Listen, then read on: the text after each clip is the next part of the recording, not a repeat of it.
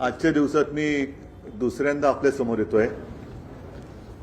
दुपारी संपूर्ण महाराष्ट्रामध्ये भ्रष्टाचारी मंत्र्यांच्या विरोधात शिवसेनेने जे आंदोलन केलं त्या आंदोलनाच्या निमित्ताने मी इथेच बाजूला महाचं जिथे पुतळा आहे शिवाजी पार्क तिथे तमाम सगळे शिवसैनिक जमले होते आणि त्या आंदोलनात मी स्वतः सहभागी झालो होतो। संपूर्ण राज्यामध्ये आज मोठ्या प्रमाणावरती शिवसैनिक आणि शिवसैनिकांसोबत महाराष्ट्रातली जनता सुद्धा या भ्रष्टाचारी मंत्र्यांना जाब विचारण्यासाठी आज रस्त्यावरती उतरली। गेल्या काही दिवसांमध्ये आम्ही या विषयांवरती सातत्याने आवाज उठवत आहोत। विधिमंडळामध्ये सुद्धा अधिवेशनात सुद्धा पुराव्यानिशी यांच्या भ्रष्टाचाराची पोलखोल केले। अनेक व्हिडिओ आपल्याच माध्यमातून सर्व जनतेने पाहिलेले आहेत। आम्ही मुख्यमंत्र्यांना सुद्धा सांगितलं, त्यांच्याकडे पुरावे दिले, राज्यपालांना शिवसेनेचं शिष्टमंडळ भेटलं, राज्यपालांना सुद्धा सांगितलं, पण कोणीही दाद द्यायला तयार नाही। कारण या सरकारची भ्रष्टाचार ही अपरिहार्यता झालेली आहे। जो कोणी भ्रष्टाचारी असेल त्याला सोबत घेऊन राज्य चालवायचं आणि भ्रष्टाचारांना मुक्त रान द्यायचं हा एककलमी कार्यक्रम या राज्य सरकारचा झालाय की काय अशी शंका येते। हे राज्यातलं आंदोलन महाराष्ट्रामध्ये सुरू असताना दिल्लीमध्ये निवडणूक आयोगावरती इंडिया आघाडीचा मोर्चा सर्व खासदारांनी मिळून काढला होता। त्याची सुद्धा दृश्य आपल्या माध्यमातून आज राज्यातल्या किंवा देशातल्याच नव्हे तर सर्व जगातल्या जनतेने पाहिली। दिल्लीतला तो प्रसंग किंवा ती जी काही घटना आहे, सर्व विरोधी पक्षाच्या खासदारांना निवडणूक आयोगावरती चालले होते, त्यांना जाब विचारायला चालले होते, त्यांना पकडून बाजूला नेलं गेलं, अटक करण्यात आली। मला असं वाटतं की आपल्या देशाच्या लोकशाहीला सरकारने केलेली ही कृती म्हणजे एक बट्टा लागलेला आहे। सरकारने स्वतःच्याच हाताने लोकशाहीला काळिमा फासलेला आहे। तसं पाहिलं तर ही लढाई निवडणूक आयोगाबरोबर आहे, पण त्याच्यात भारतीय जनता पक्ष आणि सरकार का पडते हे आता उघड झालेलं आहे। राहुल गांधींनी कसं मतदारांची चोरी झाली, मतांची चोरी झाली हे सप्रमाण सगळ्यांना दाखवून दिलं, उघड प्रेस कॉन्फरन्स घेतली आणि एकदा त्यांनी विरोधी पक्षनेता म्हणून शपथपूर्वक सगळ्या गोष्टी केल्यानंतरही निवडणूक आयोग त्यांनाच सांगते तुम्ही ॲफिडेव्हिट द्या। म्हणजे हा कुठला उफराटा कारभार आहे।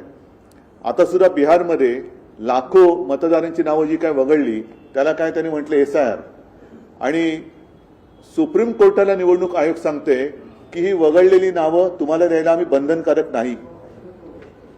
मला एक प्रश्न विचारायचा आहे की सर्वोच्च न्यायालयापेक्षा निवडणूक आयोग किंवा आयुक्त हे मोठे आहेत की काय? म्हणजे सर्वोच्च न्यायालयापेक्षा आपण असं मानतो आणि आहेत घटनेमध्ये की राष्ट्रपतींचे अधिकार हे सर्वोच्च असतात आहेत। आता राष्ट्रपतींच्याही वरती उद्या राष्ट्रपतींनाही काही सांगतील तर निवडणूक आयुक्त हे राष्ट्रपतींच्या बरोबरीचे अधिकार दिलेले किंवा राष्ट्रपतींच्याही वरती आणि सर्वोच्च न्यायालयाच्या वरती अधिकार असलेले पद आहे का? कारण असं जर म्हणणं त्यांचं असेल की आम्ही तुम्हाला बांधील नाही तर मला असं वाटतं की हा एक तर सर्वोच्च न्यायालयाचा अपमान आहे। आता त्याच्यावरती सर्वोच्च न्यायालय काय निर्णय घेते हे आम्हाला बघायचं आहे, सगळ्या जनतेला कुतूहल आहे। लोकशाहीची लढाई ही तुम्ही चेपून टाकता आहात आणि परत एकदा सांगतो, संपूर्ण जगाने आज पाहिलं की हिंदुस्थानमध्ये जिथे जगातली सगळ्यात मोठी लोकशाही आपण मानतो त्या लोकशाहीचा बळी किंवा लोकशाहीची हत्या ही दिवसाढवळ्या होते। विरोधी पक्ष, विरोधी म्हणजे देशद्रोही नाही, विरोधी म्हणजे हे जे काय सत्ताधारी आहेत, तसं पाहिलं तर आत्ताची परिस्थिती जागतिक परिस्थिती पाहिली तर एका बाजूने अमेरिका जी काही धमक्या देते, ट्रम्प ज्या काही धमक्या देते, अशा वेळेला हे देशावरचं संकट आहे असं आम्ही मानतो। आणि जसं पेहलगामवरच्या हल्ल्यानंतर आम्ही सगळे विरोधी पक्ष हे एकदिलाने एकजुटीने देशासाठी पंतप्रधानांच्या सोबत उभे राहिलो, तसं पंतप्रधानांनी देशातील सर्व पक्षांना एकत्र बोलून विश्वासात घेऊन देशासाठी आपण काय करू शकतो हे विचारण्याची आवश्यकता होती, नव्हे तशी आमची अपेक्षा होती। पण तसं न करता अमेरिका वगैरे नंतर, देशाचं संकट नंतर बघू, पण आधी भाजपावरचं संकट आणि झालेली मतांची चोरी जी पकडली गेली ती कशी लपवता येईल ह्याचा हा आटापिटा चाललेला आहे, हे उघड उघड दिसतंय. म्हणून एकूणच मी सर्व जनतेला आवाहन करतो आहे की जे काय चाललंय हे तुम्हाला पटतंय का? कारण भ्रष्टाचारांबद्दल आम्ही जो काय आवाज उठवलाय, रान आता पेटवायचा आहे. महाराष्ट्रामध्ये तर मी सांगितलंच आहे की प्रत्येक ठिकाणी जिथे जिथे आपण सगळे जाल तिथे या भ्रष्ट मंत्र्यांबद्दल चर्चा करा, लोकांना समजून सांगा. आणि त्याचबरोबरीने ही मतांची चोरी ही लोकसभेला आपण फटका खाल्ला. आता बिहारमध्ये म्हणजे मी जे तुम्हाला सांगत होतो की आता मतदारांनाच ते सांगते की तुमची ओळख पटवून द्या, तुमची ओळख पटवून द्या. मग तुम्ही काय ओळख पटवून देण्यासाठी नक्की प्रमाणपत्र काय देणार आहात? कारण आधार कार्ड सुद्धा आता प्रमाणपत्र म्हणून धरलं जाते ना जात, अजून त्याच्याबद्दल सुद्धा द्विधा आहे. नेमकं काय दाखवायचं? कारण अनेक जणांना जे ग्रामीण भागातले आहेत आणि काही जे शहरी भागात सुद्धा आहे त्यांच्याकडे जन्माचा दाखला हा आहेच असं नाही. मग हे शेवटी जे काय चाललेलं आहे, म्हणजे तुम्हाला जे काय वाटतं की ही मतं आपल्या विरोधात आहेत त्यांची सरळ छाटणी करायची आणि जसं राहुल गांधींनी दाखवून दिलं तसं मतांची चोरी करून आपली मतं वाढवायची, हा संपूर्ण जो काही चाललेला आहे हा खेळखंडोबा आणि हा दरोडा आहे लोकशाहीवरचा. सगळ्यांनी मिळून त्याचा विरोध केला पाहिजे. त्याचबरोबर येणाऱ्या बिहारच्या निवडणुका आहेत, बरोबर स्थानिक स्वराज्य संस्थांच्या निवडणुका महाराष्ट्रात येऊ घातलेल्या आहेत, तर यामध्ये जो पारदर्शकता वाटेल असं आता स्थानिक स्वराज्य संस्थांच्या निवडणुकीमध्ये त्यांनी व्हीव्हीपॅट पण काढलं. म्हणजे आम्ही जी मागणी आमची होती, एक तर बॅलेट पेपरवरती निवडणुका घ्या, व्हीव्हीपॅटवरती तुम्ही व्हीव्हीपॅट ठेवल्यानंतर त्या रिसिप्टची मोजणी करा. ती मोजणी कधीच झालेली नाहीये. एक काही थोडंसं एक त्याला काय म्हणतात सिम्बॉलिक अशी मोजणी होते. आता ते व्हीव्हीपॅट पण काढून टाकतात. म्हणजे आमचा व्हीव्हीपॅटवरती सुद्धा संशय होता की रिसिप्ट पडते की नाही, ती दिसते ती तशी खाली पडते की नाही. म्हणजे एक एक निर्णय हे निवडणूक आयोग स्वतःच्या मर्जीनुसार घेत चाललेले आहेत. म्हणून मी विचारलं की निवडणूक आयोग राष्ट्रपतींपेक्षा मोठे झालेत का निवडणूक आयुक्त? तुम्ही जे आंदोलन आज केलं त्याच्यावरती मुख्यमंत्र्यांनी असं म्हटलेलं आहे की आम्ही लोकांच्या प्रेमाची चोरी करतोय, परंतु उद्धव ठाकरे जाऊ द्या, त्यांच्याकडे आज तोंड दाखवायला जागा नाही. त्यांनी दुसऱ्यांच्या पापांवरती पांघरून घालण्याचं एकच काम त्यांच्यावरती त्यांच्या श्रेष्ठींनी सोपवलंय. मी त्याच्याबद्दल काही बोलू इच्छित नाही. एक तर दिल्लीमध्ये जो काही आज तमाशा जो केंद्र सरकारने केला तो अत्यंत लांछनास्पद आहे. त्यांनी विरोधी पक्षांना मला असं कळलं की खासदारांना सांगण्यात आलं की तुम्हाला निवडणूक आयोगांकडे नेतो, गाडीत बसून त्यांना पोलीस स्टेशनला नेलं. आता ही माहिती किंवा ही बातमी खरी असेल तर हे उघड उघड दरोड्याचंच काम झालं. आणि म्हणून मला असं वाटतं की परत एकदा पंतप्रधान असतील किंवा संबंधित मंत्री असतील त्यांनी समोरासमोर बसून जे प्रेझेंटेशन राहुल गांधींनी सगळ्यांनी दिलं ते त्यांनी स्वतः समजून घ्यावं.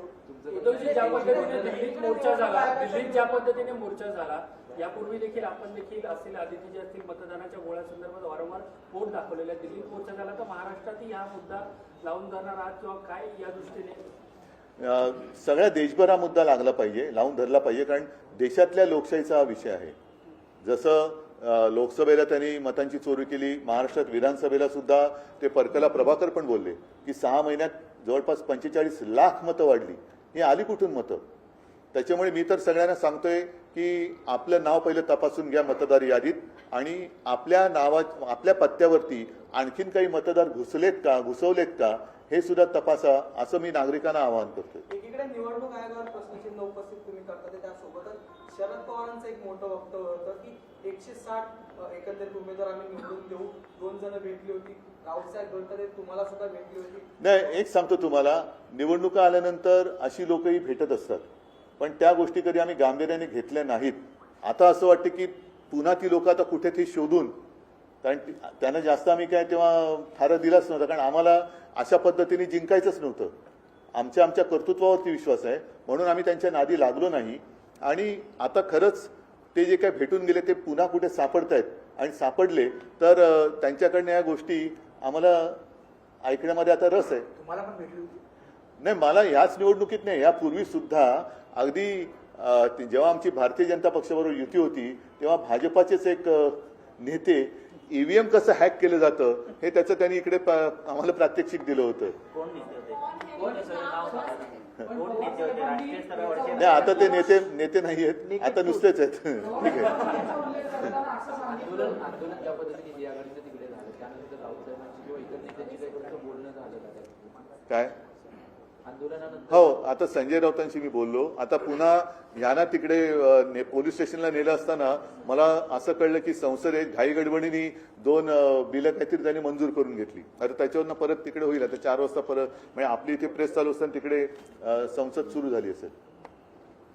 सर हिंदी में जानना चाहेंगे सर, आज जो है इलेक्शन कमीशन से मिलने के लिए राहुल गांधी प्रियंका गांधी गए थे लेकिन उन्हें डिटेन कर लिया गया, इसे आप किस तरह से देखते हैं? आज 2 जगह पर जन आंदोलन हुए. एक तो महाराष्ट्र में भ्रष्टाचार के खिलाफ शिवसेना ने आंदोलन छेड़ा था और मुझे सारे लोगों को मैं धन्यवाद देना चाहता हूं, सारे शिवसैनिकों को भी मैं धन्यवाद देना चाहता हूं. बड़ी संख्या में महाराष्ट्र के हर जिले में शिवसैनिक आए थे और उनके साथ ही साथ मैंने देखा कि जनता भी आई थी. कई बार हमने भ्रष्टाचार के खिलाफ आवाज उठाया है. पिछले सत्र के दरमियान हमने सबूत के साथ इनके भ्रष्टाचार के जो भी नकाब थे वो हमने फाड़े हैं. लोकशाही मराठी ऐका, पहा, जागरूक रहा.